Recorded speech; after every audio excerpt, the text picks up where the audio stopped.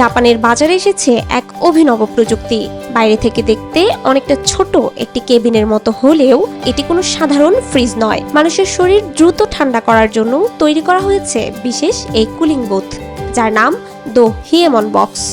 অনেকেই একে বলছেন হিউম্যান রেফ্রিজারেটর বা মানব ফ্রিজ।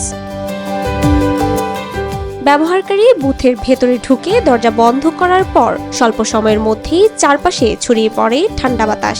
শরীরের তাপমাত্রা দ্রুত কমিয়ে এনে দূর করে গরমের ক্লান্তি। তাই বিশেষ করে যারা তীব্র গরমে দীর্ঘ সময় বাইরে কাজ করেন তাদের জন্য এটি হতে পারে কার্যকর সমাধান।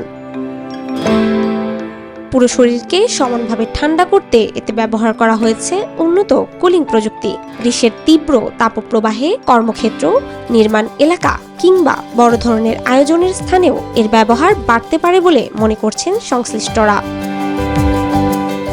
তবে বিশেষজ্ঞরা বলছেন এটি চিকিৎসার বিকল্প নয়। কুলিং বুথ কেবল শরীরকে সাময়িকভাবে ঠান্ডা করে স্বস্তি দিতে পারে। জ্যোতি রয়, নিউজ 24।